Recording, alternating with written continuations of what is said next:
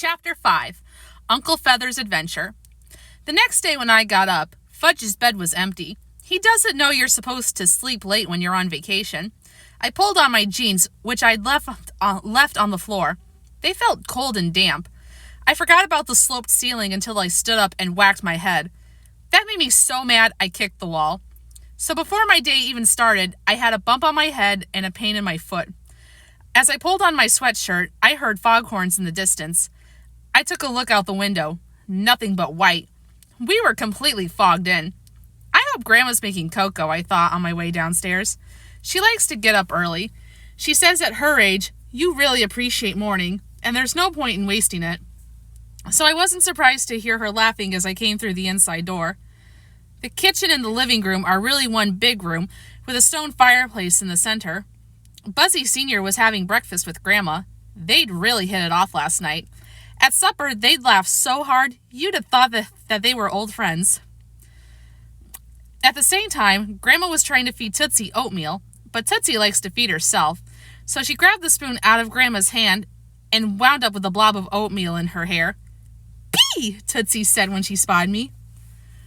"You have to go potty?" Grandma asked as if Tootsie is toilet trained, which she is definitely not. "She's trying to say Pete," Fudge explained. He was at the table counting Cheerios. He counts out exactly 200 before he starts to eat. It takes forever because half the time he gets his numbers mixed up. Mom says it's just another phase and he'll get over it. He better, or he'll never make it to school on time. Then Sheila waltzed in wearing a fuzzy pink robe and bunny slippers. You'd think she'd be embarrassed to be seen that way, but I guess nothing embarrasses the cootie queen. When Jimmy finds out he has to see her first thing in the morning, he'll be on the next plane back to New York. Sheila opened all the windows in the living room on her way to the table.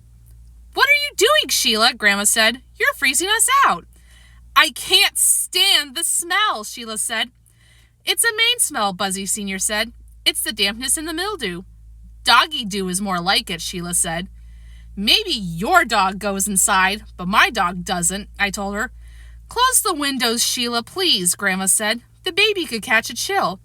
Sheila muttered to herself, but she closed the windows. When she got to the one in front of Uncle Feather's cage, she peered inside and said, "Where's your bird, Fudge?" "What do you mean?" I asked. "I mean, Uncle Feather's not in his cage," Sheila said. I looked over at Fudge, but he kept counting his Cheerios.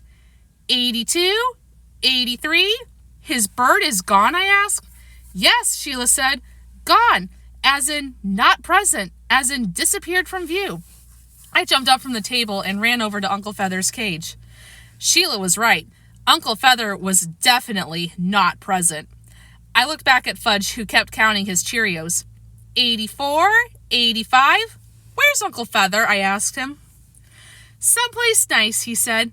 86, what does that mean? I said. "I'm trying to count." "I'm waiting for an answer," I told him. So was everyone else. Finally, Fudge looked up from his Cheerios. He was bored. He wanted to come out of his cage. "You let him out of his cage?" I couldn't believe this. "Just for a little while." He started counting again. 52, 53. "Go get him," I said.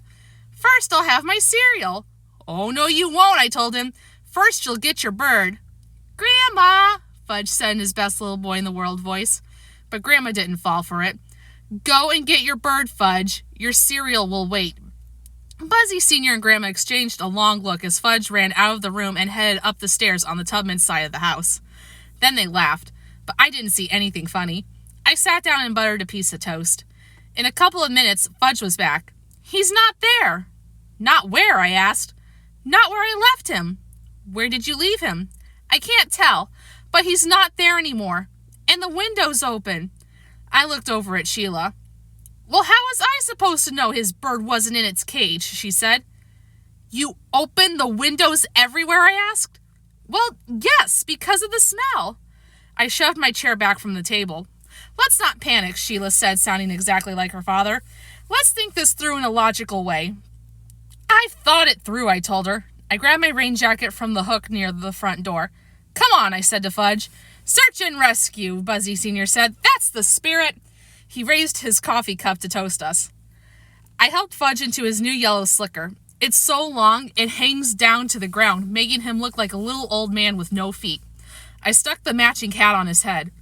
Be careful, boys, Grandma called. It's very foggy out there. Wait, Sheila said. I'll get dressed and come with you. Forget it, I told her. You're making a big mistake, she said, because I'm the one who noticed the empty cage. Yeah, and you're the one who opened all the windows. I pushed Fudge out the door and let it slam behind me. Outside, the fog was so thick you couldn't even see the cars parked in our driveway. It was like standing inside a big white cloud. Where do birds go when it's foggy? Fudge asked. If they're smart, they stay home. We walked along a path through the woods, calling to Uncle Feather. Where are you, stupid? We used all his favorite expressions, but he didn't answer. There was no sound except for the foghorn in the distance. Uncle Feather's just playing a game, right? Fudge asked. Let's hope. The path led us down to the water. There were a couple of houses overlooking the harbor, but it was too foggy to see any of the boats.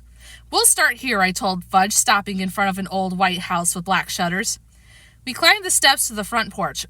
I'll talk, Fudge said. He's my bird. Okay, but don't waste a lot of time. I rang the bell. A woman about Grandma's age came to the door. Have you seen Uncle Feather? Fudge asked, getting right to the point. Uncle who? She said. Uncle Feather, Fudge repeated. Why, no, at least I don't think so. But come in out of that fog and tell me all about him. We followed her to the kitchen. You can call me Mrs. A, she told us. My husband and I live here all year round. Where are you boys staying? Through the woods, Fudge said. We have a swing. Oh, yes, I've noticed a whole gang at that house. There's Mommy and Daddy and Tootsie and Grandma, Fudge said, ticking off names on his fingers, and Buzzy Sr., Sheila, Libby, Mr. and Mrs. Tubman, and Turtle, Jake, Uncle Feather, and me and my brother Pete. This is Pete, he said, pointing at me. He's not supposed to talk. Mrs. A looked at me. That sore throat is going around, she said. I had it myself last week. What you need is some hot tea with lemon and honey. Before I had the chance to explain that my throat wasn't sore, Fudge made himself comfortable at the kitchen table. Something smells good, he said. Mrs. A set out a plate of cinnamon buds. Fresh from the oven, she told him. And I'll bet you could use a nice hot cup of cocoa. 2. I could, Fudge said. I didn't have any breakfast. Why, that's terrible, Mrs. A said. On a morning like this, you need a big, hot breakfast. I tugged at the sleeve of Fudge's slicker, reminding him we didn't have time to waste if we were going to find Uncle Feather. But he ignored me. Mrs. A poured Fudge a cup of cocoa. Then she poured me a cup of tea. She stirred in a spoon of honey and squeezed the juice from a lemon wedge. That should fix your sore throat, she said. I didn't tell her that when I'm sick, I like Moe's herb tea, or that Fudge's cocoa smelled so good I could feel my mouth watering. There are times when it's better not to say anything. Mrs. A joined us at the table. She helped herself to a cinnamon bun. I can't resist them, she explained with a guilty look on her face. This is good cocoa, Fudge said, slurping it with a spoon. Thank you, Mrs. A said. Mitzi says my cocoa's the best. Who's Mitzi? Fudge asked. My granddaughter. She's 5. I'm 5 too, Fudge said. Well, you'll have to come by and meet her. She'll be here tomorrow. Okay, Fudge said. I'm getting married soon, but I can still have friends, right? That's right, Mrs. A said. Everybody needs friends. She didn't ask Fudge about getting married. Instead, she watched fascinated as he unwound his cinnamon bun and picked out all the raisins. He piled them up in the corner of his plate. Finally, Mrs. A said, I certainly hope your uncle's not out sailing in this weather. I hope not too, Fudge said, because he doesn't know how to sail. Oh dear, he's not even supposed to go outside. This sounds serious, she said. Have you called the police? Not yet, Fudge said. We called the search and rescue team. Are they coming soon? She asked him. They're already here, he told her. That's a relief, she said. What does your uncle look like, in case I see someone who fits his description? He's mostly black, with yellow feet and a yellow nose, Fudge said, stuffing the last of his cinnamon bun into his mouth.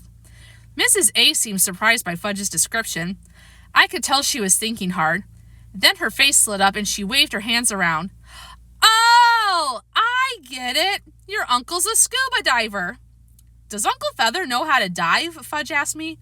I'm not sure, I said, getting up from the table. But we've really got to go if we're going to find him. When we got to the front door, Mrs. A took me aside and whispered, Is your uncle all right? Upstairs? She tapped the side of her head in case I didn't get her point. Hard to say, I whispered back.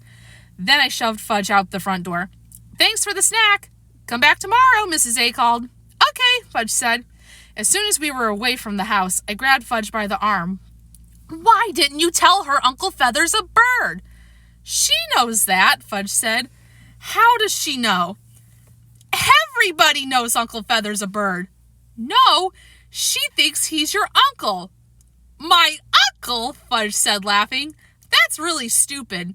Right, that's why you should have told her. She thinks there's this guy running around in a black wetsuit with yellow flippers and a yellow face mask. This guy who's a little weird upstairs. I tapped the side of my head the way Mrs. A had. And that he's your uncle. Come on, Pete. That's what she thinks. She doesn't know Uncle Feather's a mynah bird because you didn't tell her. You have to give the facts.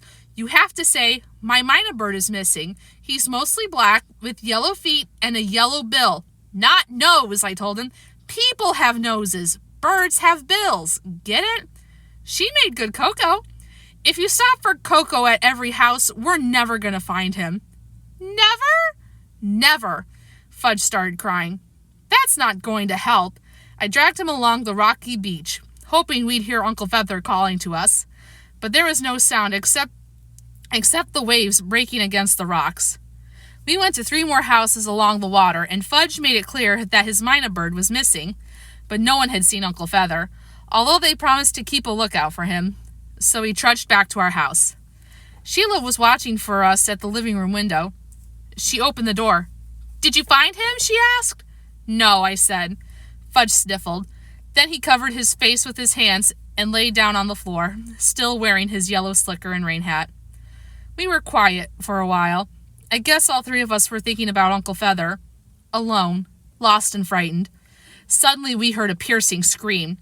Fudge jumped up and grabbed Sheila. I dashed to the hall closet looking for something to use as a weapon, just in case. But before I could even grab an umbrella, we heard another scream. This time Sheila and Fudge crawled under the table. Then Libby tore through the house yelling, Help! There's a bat after me! She raced around the living room. There was more noise and confusion as Libby bumped into furniture and knocked over a lamp. Not that she stopped for a minute. She kept screeching and running in circles. I heard the sound of flapping wings. When I looked up, I saw something black flying after Libby. That's when I realized Libby wasn't the only one screeching. Stop! I shouted, but Libby didn't listen. That's no bat, I yelled as I started to run after her. That's Uncle Feather. My bird? Fudge called from under the table. Yes, turkey brain, your bird. Fudge and Sheila came out of hiding and joined the chase. It didn't take long before everyone else in the house came to see what was happening. Tootsie, who's a good screecher herself, joined right in. Ee! Ee! Ee! She screeched as loud as she could, which got Uncle Feather going again. You 4 are going to have to play more quietly, Mrs. Tubman said. We're not playing, Libby screamed. Ee! Ee! Ee! Tootsie kept it up. Everybody freeze, Dad shouted. Just freeze right where you are. Libby froze. I crashed into her. Fudge crashed into me, and Sheila crashed into Fudge. Uncle Feather flew across the room. He perched on top of his cage and looked over at us. Stupid! Stupid! Stupid! He called. Then he hopped into his cage, and Buzzy Sr. closed the door. We untangled ourselves. Sheila looked at me. All's well that ends well, right, Peter? Yeah, Pete, Fudge said. All's well that ends well. Then he turned 2 somersaults and landed in my lap. Well, I'm glad Uncle Feather was safe. Stick around, Chapter 6 coming out soon.